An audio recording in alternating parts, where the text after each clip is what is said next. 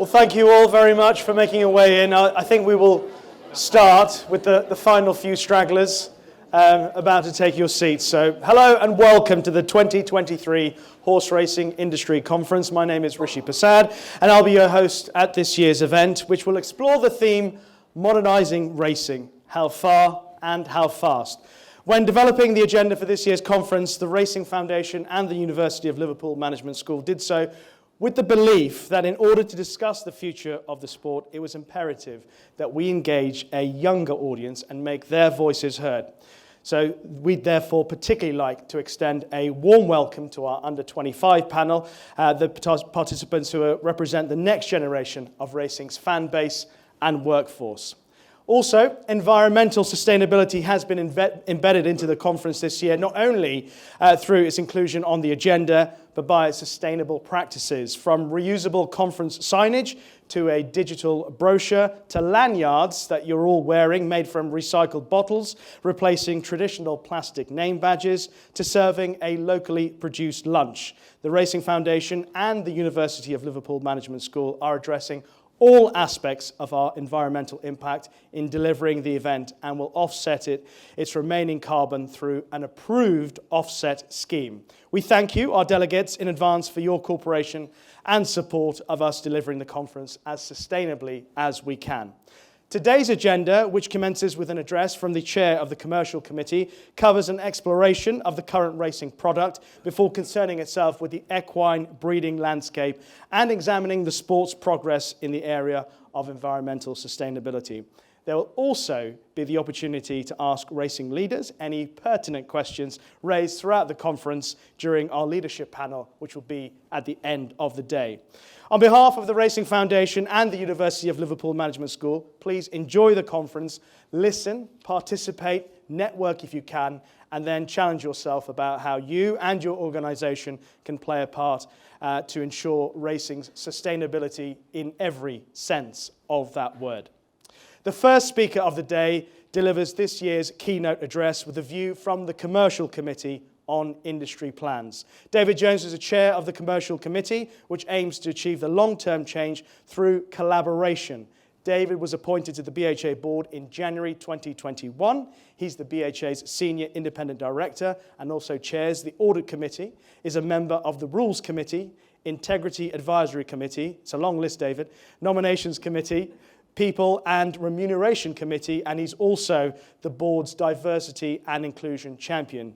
He has an in-depth knowledge of the racing industry and its racing regulation from his 10 years as a BHA steward and 3 years as a member of the Racecourse Committee at Kempton Park, of course, as well as through ownership of racehorses. Ladies and gentlemen, David Jones.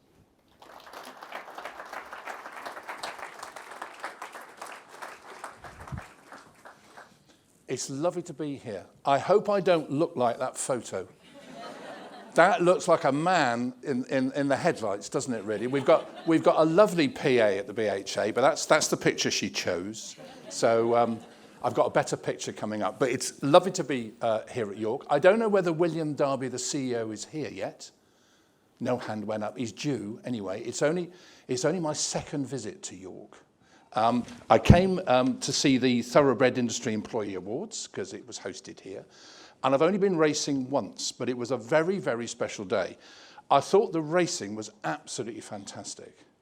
But even more exciting, if I can say that in front of a racing audience, I used to work for Waitrose and I had the joy of going to see Kit Kats made, which is, for those of you that are old enough, it's like, you know, we're now going to look through the round window and see how Kit Kats were made. So York is a very happy place for me, confectionery of choice, plus also obviously fantastic horse racing. So thank you very much for inviting me to speak today. It's a genuine honour to address, you know, a really august gathering of the sports leaders. There's the nicer photo of me. That's me at Sandown, just feeling a little bit more relaxed. Many of you won't know of my background, and Rishi's filled you in a little bit. And I did spend most of my life, 38 years of it, at Waitrose and John Lewis, which was a really, really grounding, I suppose, in some ways, in delivering results through collaboration. And I worked in shops, I was a buying director, and finally the supply chain director.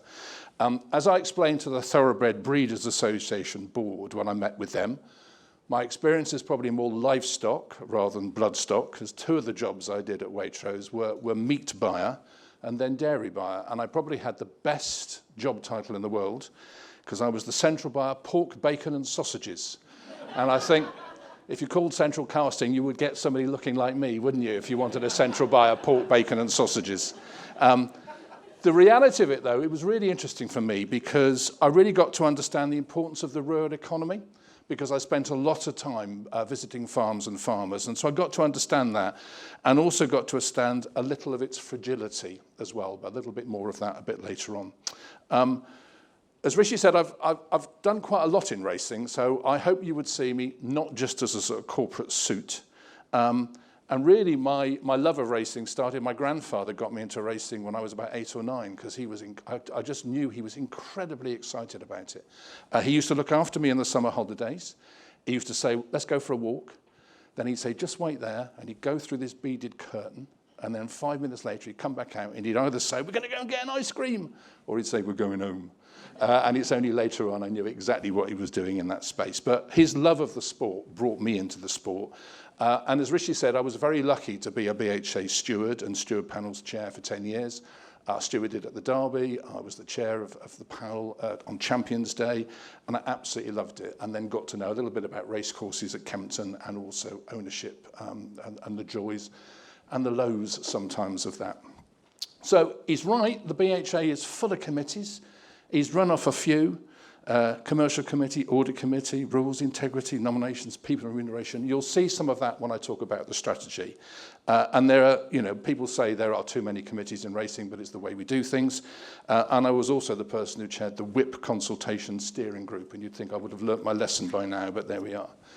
I've also got a bit of a vision, not just within racing, but in other sports as well. So I'm the chair of Gloucestershire County Cricket Club, and you'll hear from Vikram later on, who used to play for Gloucestershire back in the day. And I was on the board that created the 100, which is a new format for that particular sport. And I think cricket has got some similarities with racing. It's got a very traditional base within its members. And it's also been at the centre of a storm that you would have seen about racism, elitism and classism. And these societal issues have engaged us in cricket hugely. And racing and other sports will not be immune to this. It's a subject that fascinates me. Rishi mentioned that I'm the D&I lead on the BHA board, and my experience with that came at John Lewis, where I was the board ally of the LBGT Plus group, and I learnt so much about just looking at the world through other people's lenses, because it's really, really important. So I'm speaking to you today in my capacity as chairman of the Commercial Committee, and I want to focus on a theme that is crucial for the future success of our sport, and that is delivering innovation through collaboration. And I learnt in industry that collaboration delivers far greater sustainable results than mere competition, and long-lasting results as well. It's through the Commercial Committee that much of the industry's exciting and ambitious plans for change are channeled, and the truly cross-industry collaboration, which I've witnessed as part of this group, gives me real hope for racing's future. It's apt that the theme of change and working together sets the tone for this conference, for we're all here today to share, discuss, and debate views about the future of the sport, and that collaboration in action is right here. So let me start this discussion by telling the story so far of how this wonderful yet complex sport, with all its unique independencies, has gradually positioned itself for change. I think everybody would agree that racing has a very complex landscape of stakeholders, some of whom are in competition with each other. But the key thing is, if we can grow racing, all will benefit. The past 18 months have seen a huge amount of work taking place behind the scenes. And while little of that has yet made its way through to the sport's customers, it has at least allowed the industry to create a framework based around the simple concept of delivering innovation through collaborative working. The first important structural change we undertook was an improvement in the sport's governance structure. Now, under the old tripartite members committee, there was too much scope for the power of veto and for vested interest to override the spirit of togetherness. Under our new structure, we have the BHA board sitting as the ultimate decision maker, but with its decisions informed by true cross-industry collaboration via the various committees which feed into it. We now have the best of both worlds. The creation of this structure then paved the way for the second main area of change, an agreement by the racing industry to come together as one to work on an industry strategy. It's impossible to understate how significant an achievement this was. Doing nothing was no longer an option, and had we continued on our existing trajectory, we could have consigned racing to a very bleak future. Declining attendances, an aging fan base, deterioration of betting turnover, marginalisation, loss of revenues, loss of owners, loss of our best horses overseas, reduced competitiveness with our international colleagues, loss of relevance.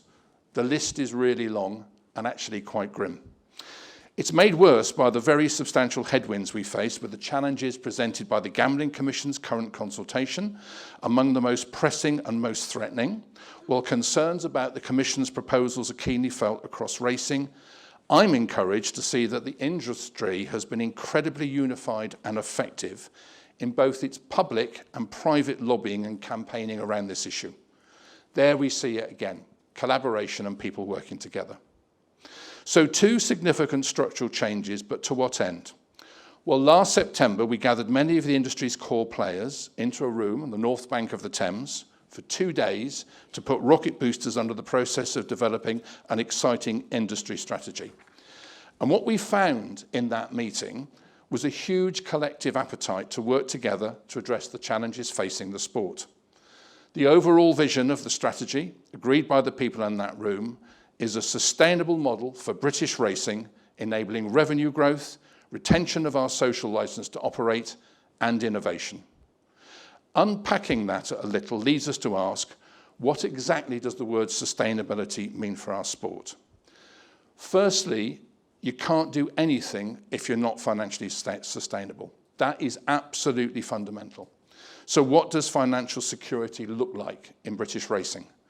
Essentially, it's about looking after and growing our key investors and customers. So for racing, that means ensuring owners are excited by the sport, enjoy their experience, feel valued and encouraged to continue their investment. Ensuring existing fans stay with us because the sport they know and love sustains their interest. Ensuring we attract new fans because we have a world-class, thrilling product which they understand, stars they can identify, and a memorable sporting and social experience. Creating a product which is enticing and valuable for major investors. Put like that, I hope you can see what we're trying to achieve. While we are a huge industry upon which tens of thousands of livelihoods depend, we are, first and foremost, a simply glorious sport, and our industry is ultimately reliant on the quality of that sport.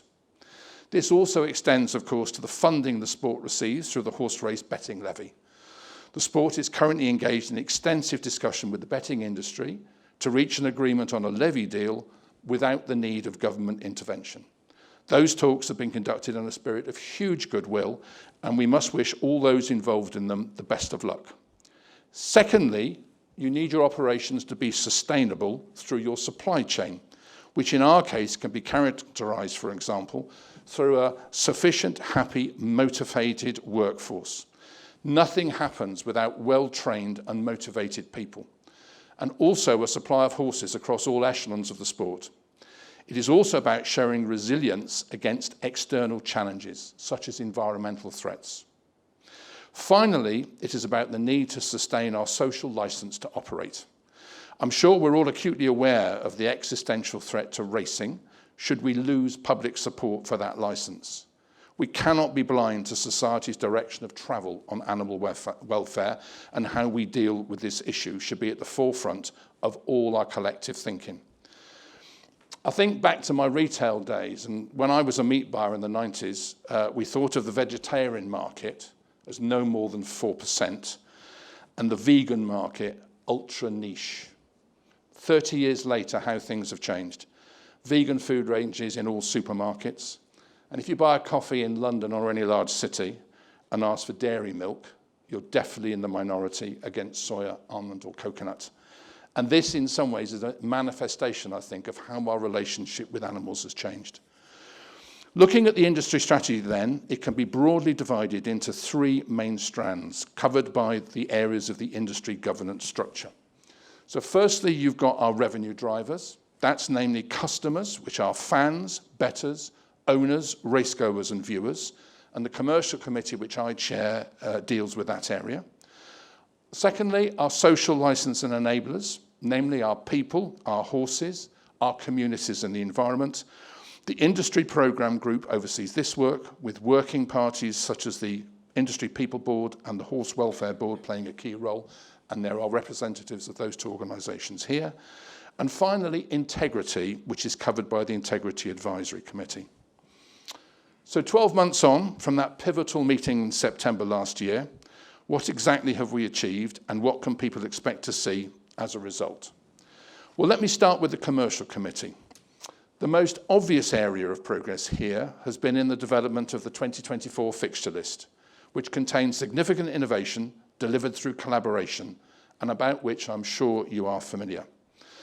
The progress that has been made to deliver these changes cannot be understated. I'd like here to pay testament to all the members of the Commercial Committee who were involved in that process and worked in a genuine spirit of cooperation. I was clear from the outset that if there was dissonance, I wanted it on the table so all could acknowledge it. I also wanted people to be curious if someone else's view was the polar opposite of theirs. I wanted us all to listen to each other. Listening is something I think that in lots of industries and enterprises, people don't do enough of. And it was really, really important in that group that those ground rules were laid. Everyone engaged in the process in a constructive and reasonable manner. The proposals which the Commercial Committee submitted to the board carried the endorsement of all parties, while at the same time the concerns that various parties held regarding some of the proposals were shared with the board so that it could factor them into its decision-making. Moreover, the Horse Race Betting Levy Board played an important part in this process. And as you would expect, they subjected the financial proposals to detailed and intense scrutiny, and we applaud them for the rigour with which they assessed those proposals and thank them for giving them their approval. Strategies mean very little without targets, and the BHA is committed to shortly publishing some key performance indicators and targets for what is a 2-year trial of these proposals. While we'll test and learn throughout the trial period, it's important that these targets are considered in the round and over time. The proposals that the sport has delivered will, we hope, bring about behaviour change, but behaviour change does not happen overnight. In addition, many of the factors which will be under review may well be influenced by external factors beyond our control, as much as by the changes themselves, for better or for worse. Any targets and measures must therefore be seen as a guide and a basis for discussion, as opposed to a black and white defining measure of success or failure. Nonetheless, I'm pleased to see the BHA committing to transparency and openness around its targets. The publication of the fixture list inevitably led to the industry and media asking us, what will our new flagship Premier Racing meetings look and feel like? How will it be different on the racecourse or on TV? How will it be promoted? These questions and others like them also fall under the remit of the Commercial Committee, and there are work streams and groups dedicated to all of these areas. Fan engagement is being looked at from various angles, which includes Premier Racing and how we take advantage of the opportunity provided by the Premier structure, broadcast innovation, putting the customer at the centre of our considerations, customer experience enhancements on course linked to Premier Racing, betting, including innovation and initiatives to support Premier Racing, looking at the future fan and how we engage a younger audience, and looking at the longer term of racing's revolutionary strategy. What changes can we make to really disrupt the status quo and get racing noticed and part of the national conversation once again? The Commercial Committee has started to make some choices about our priority initiatives in these areas through the lens of our customers. In the coming months, you'll be hearing much more about how we will use the sport's new structure to maximise engagement, work with broadcasters to assist them in innovation, and presenting our sport in a new and exciting ways. That word again, collaboration, and what Premier Race Days will look and feel like. Also under the auspices of the Commercial Committee, the plans to increase the recruitment, the reward and recognition of owners with the objective of creating an enhanced ownership experience at all stages. And this includes a greater focus on recruitment of owners, improved regulatory and administrative processes for owners, which will be driven in part by the vast project to delivering Racing Digital, which will bring racing administration and data capacity flying into the 21st century. Working with trainers on an improved off-course owner experience, including improved communication, again utilising technology and data, working with racecourses on an improved on-course owner experience collaboration once more. Finally, the Commercial Committee is also looking to develop a plan around encouraging high-level investment in sponsorship, bloodstock, horses in training and participation, in particular looking at critical overseas investment. It's a broad remit and there's so much to be done. And inevitably, some areas are more progressed than others, but it all harks back to our long-term vision of sustainable development and growth and delivering innovation through working together. The second main area of strategy falls under the remit of the Industry Programme Group, which is chaired by Judy Harrington, and that group is concerned with key enablers for the strategy and our ability to operate. Its areas of focus include horse welfare, industry people, equality, diversity and inclusion, corporate social responsibility, social licence and environmental sustainability. The Horse Welfare Programme is the most mature in this particular area, with the Horse Welfare Board continuing to implement its A Life Well Lived strategy, of which 20 of 26 recommended projects are now well underway or completed, covering best possible quality of life, collective lifetime responsibility, safety and growth and maintenance of public trust. And at the same time, work on another important area, the Industry People Board continues at pace. Neil Hayward, its chair, is here today, and it is expected to publish its strategy in the early part of next year. And it will include a focus on how we promote working within the sport, improve standards, satisfaction, well-being, safety, and career progression for those in our industry, ranging from racing staff to jockeys, stud staff, and beyond. In addition, we very much hope that we will see a number of racing staff roles added to the shortage occupation list. This will help us, to a certain extent, to fill the gaps in our workforce while the sport works on ways to better attract and retain staff from these shores. I'm also pleased to reveal that in the coming weeks, the BHA and the Diversity in Racing Steering Group will be launching a survey for racing staff aimed primarily at those within the sport from ethnically diverse backgrounds to help us better understand their experiences within the industry. Obviously, British racing has a jewel in its crown when it comes to the recognition of our workforce in the form of the Thoroughbred Industry Employee Awards, which are organised by the BHA and sponsored by Godolphin. The awards are now in their 20th year and they'll be held at Ascot in February. Nominations are open to anyone, so if you know anyone who deserves recognition for their efforts in racing yards or studs or the racing community, please do visit the website. Other areas covered by the programme board include an environmental sustainability project, which follows on from an important report published last year. We hear more about environmental sustainability at this conference. It's one of the most important long-term branches of the strategy, as it may well have a profound effect on our industry in years to come. I'm also pleased to say that funding has now been confirmed for the recruitment of a contract role to scope this project out in more detail. As an ex-retailer, I understand that our customers took a real interest in the environment and its sustainability. We only have to think of the impact of climate change, the questions that are asked about the long-term health of the planet, to understand that all enterprises need to raise their game in this space. We are no exception. And it's really interesting just to see part of that as you arrive and asked, have you come by in a car? Did you come on your own? Where did you come from? All those sort of things. More and more people are asking that. The third leg of the strategy is integrity. And racing has to be safe, fair, and clean. Without this, we have nothing. Racing as a sport has a strong relationship with betting, and those who bet and whose money flows back into racing through the levy have to believe that racing is straight. This requires resource and top-level professionalism. I saw this on course as a race day steward, and it's a priority throughout the BHA as racing's regulator. Unusual betting patterns are followed up, as are the administration around drugs and prohibited substances for both horse and rider. This needs continuous research, as when a regulator defines the line, those less scrupulous do all they can to cross it. Finally, a note around data and its importance to decision making. Last year, the BHA chair, Joe Someris-Smith, was the keynote speaker at this event, and his theme was the importance of data. This will continue to play a huge part as we increase our capacity and capability in this area.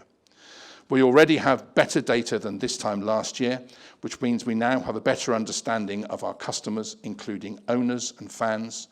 We know better who they are, what motivates them, and what audience should we focus on, because they deliver the most for us, which means we have to deliver the most for them as well. In terms of personal reflections, the subject of the talk is delivering innovation through collaboration, and I hope I've illustrated how the sport's progress is being underpinned and inspired by this concept.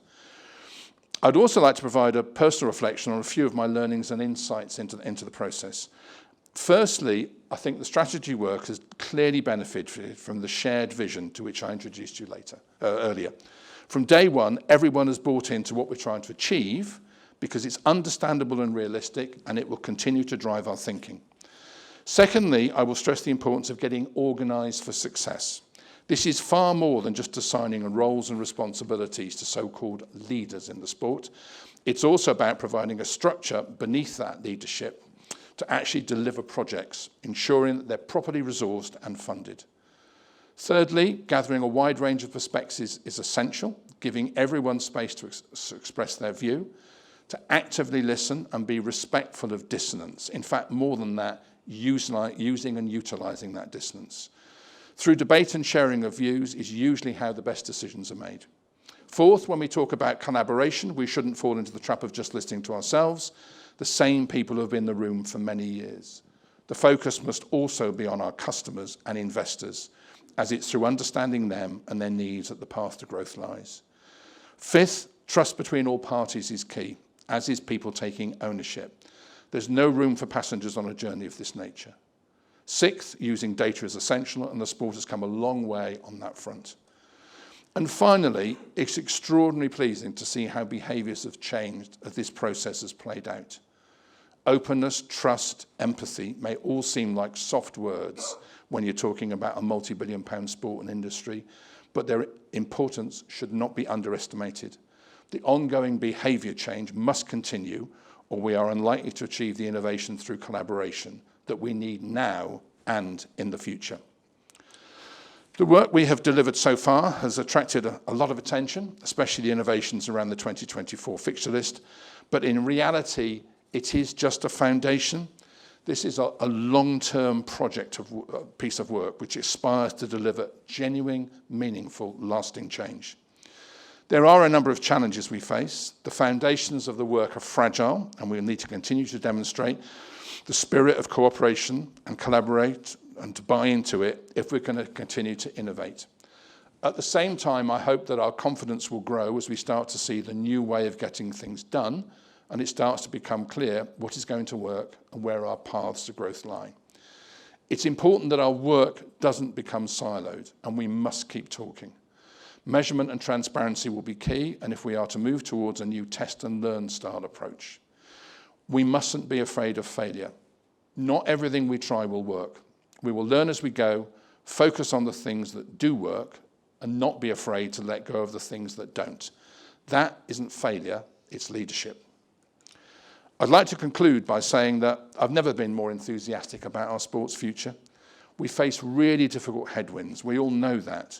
But I've witnessed firsthand the qualities of the people within our sport and the collective commitment to change. It won't be plain sailing, but with enough determination, we can build a brighter future for our industry. Finally, I call on all of you present here today to play your part in this process. You're all leaders or influencers in the industry. Take ownership of the strategy yourself, understand it, speak to us about it. If you like, criticize it or make suggestions. But don't carp from the sidelines. That way, failure surely lies. Engage in a genuine, open and honest way. Collaborate. Thank you very much, and I'm very happy to take some questions now, and Rishi may have some as well. Yes. David, thank you.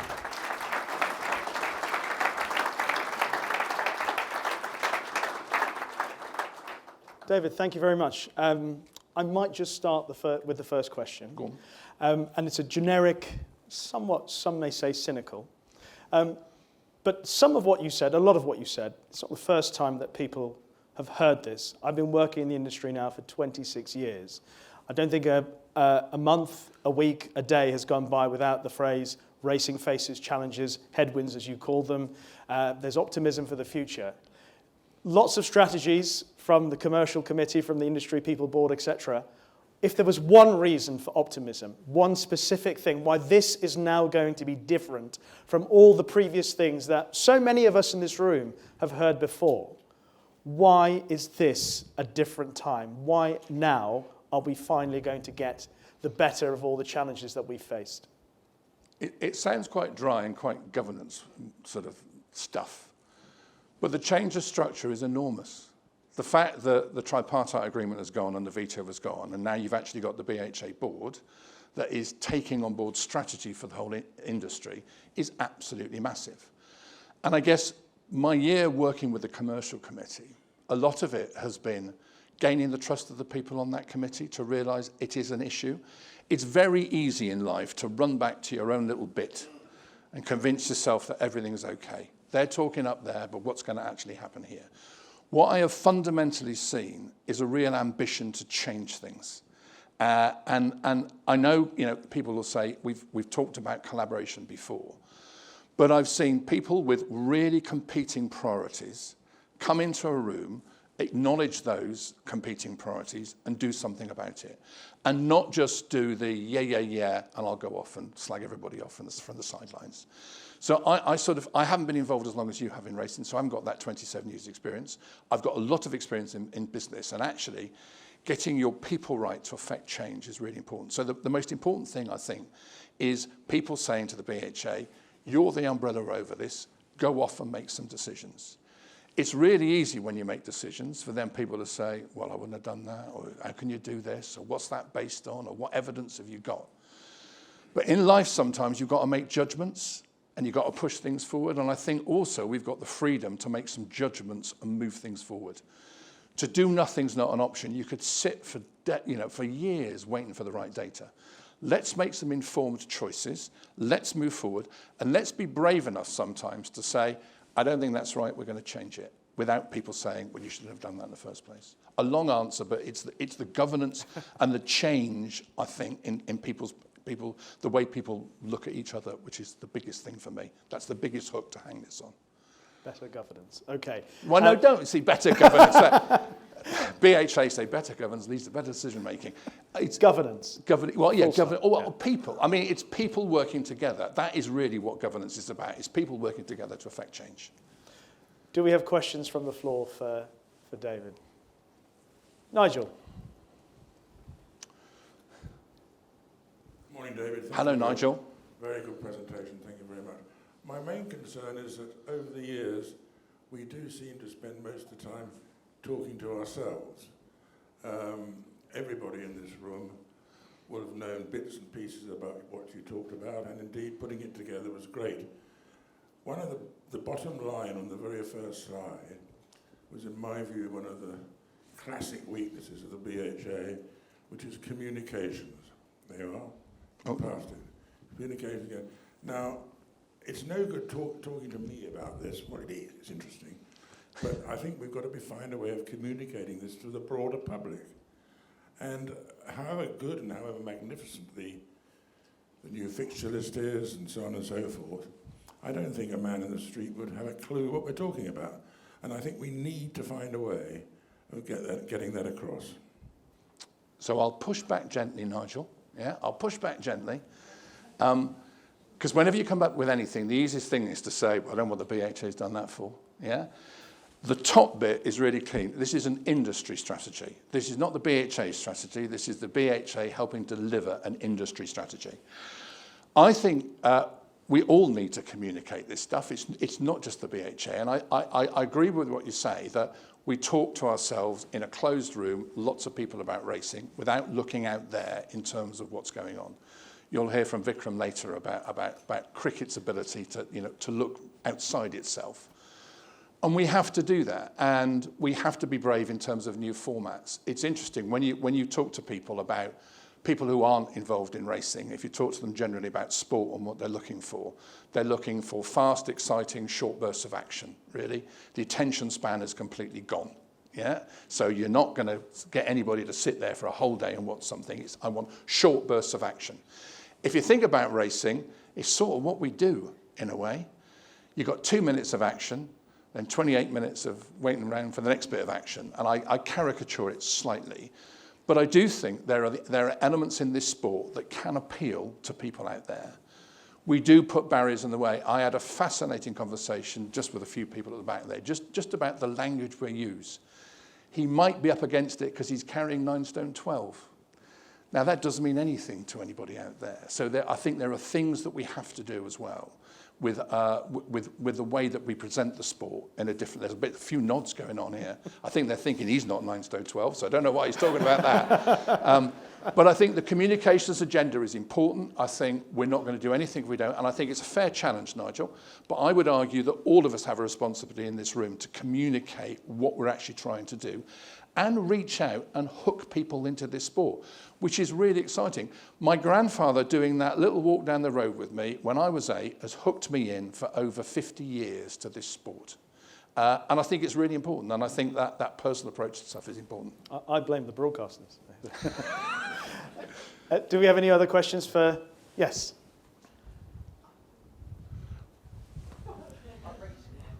Perfectly placed in the middle. Thank you. Thank you, David, for that. As a former sports minister, 18 years ago we tried to do things differently, but it never succeeded. So I'm pleased with the progress that's been made. In Yorkshire, we've 9 race courses, and the impact on our economy of racing is fabulous. But not a lot of people know that. So how do we get this communication going so that people in the street do know the impact on jobs and the impact on the economy? It's really important, isn't it? Because I think industry is a massive employer, and I think especially in rural areas as well. And it's not. I learnt this when I was a meat bar, right? Looking at stuff. It's the rural economy it's everything that hangs off everything else in a way, because you've got horses, you've got feed merchants, you've got blacksmith, you've got all that kind of stuff. And I think it's a really, really important thing. And I think one of the things that we don't want to do, and I know there's been a little bit of pushback about this, is we're interested in viewers, we're interested in bettors, and we're interested in those people that attend. And actually, we're interested in people that do all three, because that's even better. And we really, really need to grow that audience to do those 3 kind of things. And they're all interlinked. And you'll hear potentially some people saying, you're not interested in attendances, you're just interested in television or whatever. I don't think that's true. And again, coming from a retailer, you've got bricks and mortar shops and you've got digital, and the two together are the things that are really, really powerful. So I think we've got to do more to showcase what attending a racecourse means, how much money it puts into the local economy. I'll give you an example. I went to a cricket match at Bristol that was rained off. It was England playing New Zealand. It got rained off at 1 o'clock. I'm the chair of the club, so it was a bit embarrassing, but there we go. And I decided to stay in Bristol, and I went to a local pub for a meal. And the bloke said, God, it's been so busy in here. I said, why is that? He said, well, there was a cricket game that was cancelled earlier, he said. Normally when I open the doors, we would go out 3 people. I had 70 people outside, and we've been absolutely going spare since. And you forget that, the people that come for these sporting events then go and spend money, don't they? In bed and breakfasts, in restaurants, all that kind of stuff. So I think, again, it comes to the communications bit, that we've got to make a virtue of it. And I think that is a really, really important thing. And I think I would want to reassure people that attendances are something, for racecourses it's important because it's their bread and butter. It's out of attendances you can then get people to then move up the chain in terms of betting, viewing and so forth. Yes. Stephen Paget from the National Horseracing College. Hello, Stephen. I was interested in all of your background, but the references to the John Lewis Partnership and so on, and your appreciation of the importance of taking your workforce with you. And I'd just like to see what your perspective is. And I know it's the work of the People Board and all of that stuff is going on and we're involved, which is fantastic.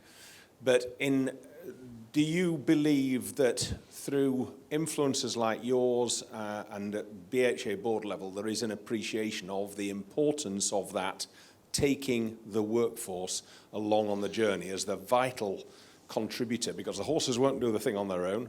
The customers can't come and see anything unless it's made available. Those people are so important. Is that given the recognition it deserves? So on the commercial committee, George from NARS sits there, and we are very, very thoughtful of the impacts on the people that work within racing of changes of fixtures and so forth. To tell you another little story, back when I worked in retail, we used to go out and shake hands at Christmas. Yeah, so you used to go all around the country, you used to turn up at shop, you used to say, how are you? How long have you worked here? Looking forward to Christmas and all the rest of it. What it made me realise was that, and I knew this anyway because I spent 12 years working in shops, it's the people on the ground that actually deliver the brand and the success to people. That's what they do. And I sat here at the Thoroughbred Industry Employee Awards and was blown away in exactly the same way. Because you realise with the warmth and love and dedication of those people, it doesn't matter what people at the top say, they deliver in the most amazing kind of way. And we've got to be even better at making those people feel rewarded, making them feel the fact that they're important. I'm really pleased Neil is here. He's running this whole program on the people board. You're not going to get anywhere if you don't get people right. It's slightly more complicated in racing, I would suggest. In John Lewis, there were 400 Waitrose shops. There were 26 John Lewis department stores, so you get your arm around it in a way. Here we've got a lot of very small businesses all around the country.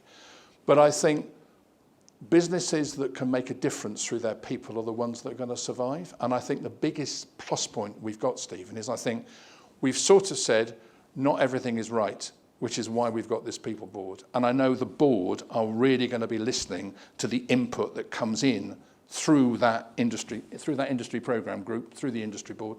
I think it's really important because those people need a voice at the top level. And I've always learned, to find out the reality, talk to people throughout, whatever enterprise you're involved with. So I think it's really important. I think they do have a voice, and they've had a voice on the commercial committee as well. I think we're nearly out of your time for your segment, but you are going to be back. I'm going to be back. I'm sorry, at the end of the afternoon. I'm going to be back at 4:45 to update you on more exciting governance projects. Governance. Governance. David, thank you very much. Thank you.